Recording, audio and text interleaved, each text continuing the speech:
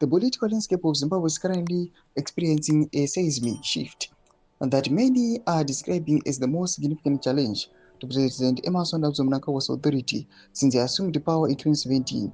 The long-debated EG28 agenda, a concerted effort by loyalists within the ruling ZANU-PF party to extend the presidency tenure, appears to have hit an immovable object. The very military establishment that once paved his way to the State House, in a stunning and unprecedented intervention, a powerful group of retired military generals and liberation war commanders is formally demanded that any changes to the presidential term limits must be subjected to a national referendum, effectively signaling the end of the road for the president. See controversial term extension plans. That was subscribe or like on the bell. I got even a much and the road for mnangagwa's 2030 plans as generals demand referendum on term extension bill. The intervention came in the form of a detailed and emotionally charged submission to Parliament on March 12, 2026. The group, which includes some of the most decorated figures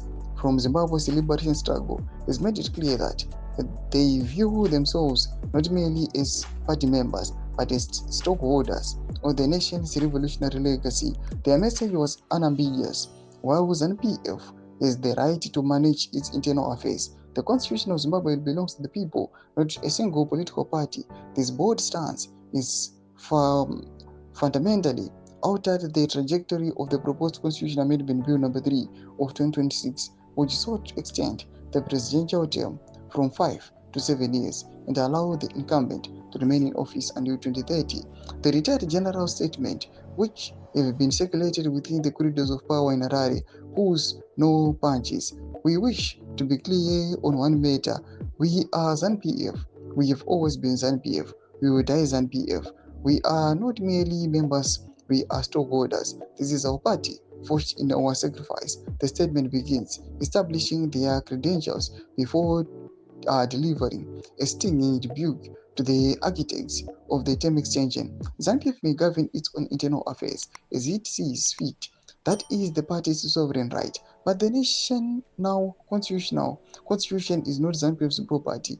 It belongs to every Zimbabwean, including the millions who have never held a party cards in their lives. This distinction between party and state is at the heart of the current crisis. For months, Mnangagwa's allies have been pushing for the 2030 slogan at every public gathering, arguing that the president needs more time to see his Vision 2030 economic projects to completion. However, the military commanders, who have historically been the ultimate arbiters of power in Zimbabwe, appear to have grown weary of what they perceive as the monarchization of presidency. Their intervention is seen by many analysts as a direct challenge to the presidency inner circle, who have been accused of driving these constitutional changes for personal enrichment and consolidation of power.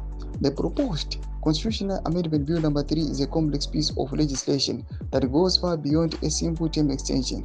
If passed in its current form, it would not only increase the presidential term to 7 years, but would also scrap the direct popular election of president. Instead, the president would be elected by a joint sitting of parliament, a move that critics say would strip the Zimbabwe people of their most fundamental democratic right. Furthermore, the bill contains a controversial clause intended to bypass Section 328(7) of the 2013 Constitution. The section explicitly states that any amendment extending a term limit cannot benefit the person who held the office at the time of amendment was made.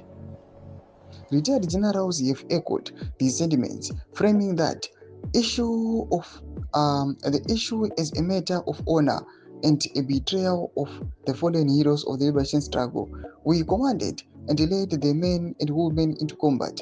We looked them in the eye and told them that their sacrifice will not be in vain, that their children would inherit a Zimbabwe governed by the people, for the people. And the general statement continues, many of those comrades never came home. They were buried in the soil of the country and in foreign land.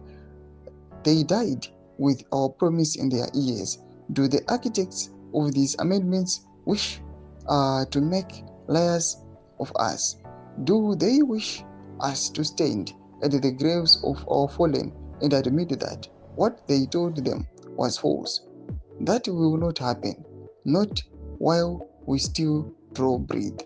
Ndo warning yopiwa awazvikananda vachinzi aiwa hatingafambi tichiudzana manyepo, ngatidzokere kusquare one, ngatiincludei vanhu tiende kureferendum. Pira kumese kuchembedza funguro aim kuti kudii pamusoro pechitiko ichi.